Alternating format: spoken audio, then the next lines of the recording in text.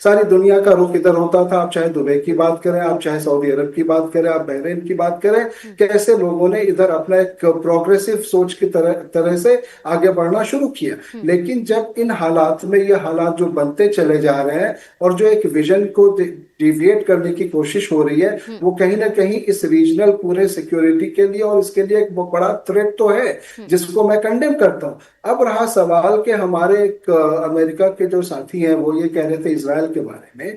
मैं आपको बताऊं कि इसराइल को थोड़ा सा इसको अलग करके देखना है। इसराइल ने गाजा में क्या किया, कितने मासूमों की जानें ली, कैसे वो लेबनान में किस तरीके से अटैक्स कर रहा है, किस तरीके से वहां पे सीज फायर का उल्लंघन हो रहा है, कैसे वो एक दूसरा मुद्दा है, उसको हम इसको मिक्स करके देखें तो अगर हम ये क्या जस्टिफाई करने की कोशिश नहीं हो सकती। जाने कहीं भी जा रही हो, जाने किसी भी जगह जा रही हो, सोवरेंटी सबकी अपनी अपनी है, चाहे वो लेबनान की हो, चाहे आप बात करें गाजा में मासूमों की जान जानी हो, चाहे वो कुवैत के अंदर अटैक कर दिया गया हो, या चाहे दुनिया के किसी भी कोने में। सबसे बड़ा सवाल यह है कि आज जो दुनिया में हालात बनते जा रहे हैं और जिस तरीके से ये हालात सीज फायर की तरफ जा रहा था, कैसे ये हो रहा था कि अब तमाम चीजें ठीक हो जाएंगी, लेकिन अब दोबारा अगर उसी तरफ से उस चीज के अंदर दोबारा झोंका जाएगा तो किस तरह से पूरी दुनिया का बिल्कुल नुकसान सर, है। युद्ध किसी के लिए अच्छा नहीं है। युद्ध में ही हार इंसानियत की होती है। दो देश आपस में लड़ जाते हैं, कंट्रीज लड़ जाती है, लेकिन हारती हमेशा इंसानियत है। हमेशा लोगों का नुकसान होता है, आम जनता का नुकसान होता है।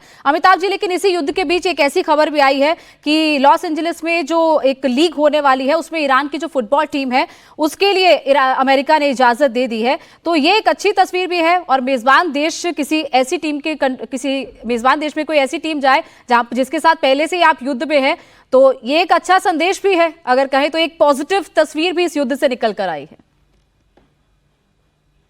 ये एक संशय बना हुआ था कि ईरान की टीम अमेरिका जाएगी कि नहीं, वीजा मिलेगा कि नहीं। बीच में अमेरिका तैयार हो गया था कि सिर्फ उनके टीम को भेजेंगे, उनके जो मैनेजर्स या कोच हैं उनको नहीं भेजेंगे। लेकिन फिलहाल तो मामला थमसा गया है वहां। लेकिन एक बात तो यह है कि स्पोर्ट्स को हमेशा अलग रखना भी चाहिए था, और एक स्पोर्ट्समैन स्पिरिट भी है। लेकिन जिस तरह से पॉलिटिक्स पूरे दुनिया में हो रही है और जिस तरह से युद्ध के बादल पूरे दुनिया में आप देख रहे हैं, मंडरा रहे हैं, उसको देख के यही लग रहा है कि स्पोर्टिंग ही कुछ एक रिस्पाइट दे सकता है इस टेंशन से।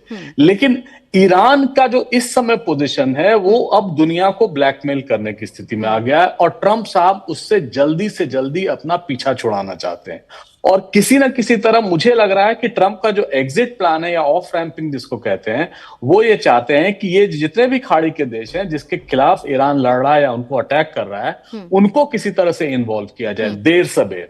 और इजराइल जो है, इजराइल बैठ के पीछे देखता रहेगा। और इस समय जो होर्मुज की जो क्राइसिस है, जिसको ईरान एक ब्लैकमेल की तरह यूज कर रहा है, उसको अगर नहीं सॉल्व किया जाए तो आने वाले सिर्फ गल्फ कंट्रीज ही नहीं, पूरे दुनिया में एक तरह से इन्फ्लेशन, मुद्रास्फीति, ये सारी चीजें बढ़ जाएंगी।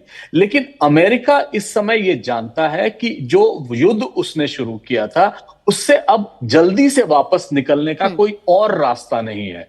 और जो भी मिनिमल प्रोग्राम इन दोनों का है कि इससे युद्ध खत्म किया जा सकता है, उस पर भी दोनों की सहमति नहीं हो पा रही है।